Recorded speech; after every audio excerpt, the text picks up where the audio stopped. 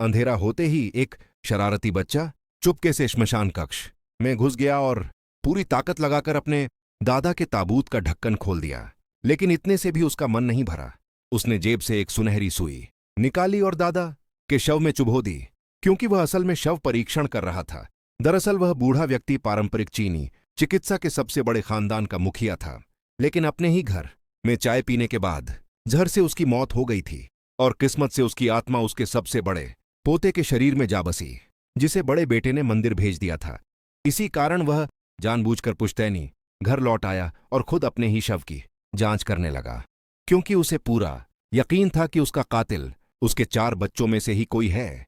लेकिन जैसे ही उसने सुई अपने शरीर में चुभोई, बाहर मौजूद लोगों ने देख लिया कि ताबूत खुला है और गुस्से में बोले कि ये निकम्मे नौकर ठीक से पहरा भी नहीं दे सकते।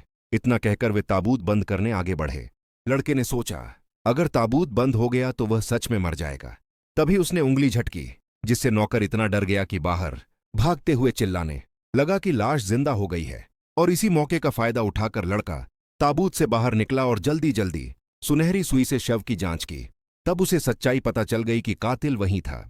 उसी समय बाहर से दादी की आहट सुनाई दी तो लड़के ने तुरंत सब कुछ पहले जैसा कर दिया। दादी अंदर आईं तो उन्होंने देखा कि लड़का बेंच पर बैठा सोने का नाटक कर रहा है। उन्होंने पूछा कि रहने की व्यवस्था के बाद भी वह यहां क्यों है? तो लड़के ने कहा कि पिता को डर है कि मैं उनकी जायदाद छीन लूंगा, इसीलिए जानबूझकर मुझे यहां भेज दिया। शायद वे चाहते हैं कि मैं ठंड से मर जाऊं। ये सुनते ही दादी को बहुत गुस्सा आया, क्योंकि वे जानती थीं कि बड़ा बेटा बच्चे को अशुभ मानता है, लेकिन अब जब वह लौट आया है तो वे उसे जरूर बचाएंगी। इसलिए उन्होंने तुरंत आदेश दिया कि बच्चे को अच्छे कमरे में ठहराया जाए। अगले दिन नाश्ते के समय दादी ने जानबूझकर लड़के को अपने पास बैठाया, क्योंकि नियम के अनुसार रोज नाड़ी जांच होती थी। उन्हें चिंता थी कि बच्चा नाड़ी देखना नहीं जानता होगा, लेकिन लड़के ने तुरंत सहमति दे दी और कहा कि नाड़ी देखना तो बस शुरुआती अभ्यास है। मैंने जितनी नाड़ियां देखी हैं उतना तो तुम लोग चावल भी नहीं खाते। ये सुनकर बड़ा बेटा मन ही मन खुश हो गया कि आज मौका है इसे कोई लाइलाज बीमारी बताकर फिर से मंदिर भेज दूंगा। फिर सबने नियम के अनुसार नाड़ी जांच शुरू की।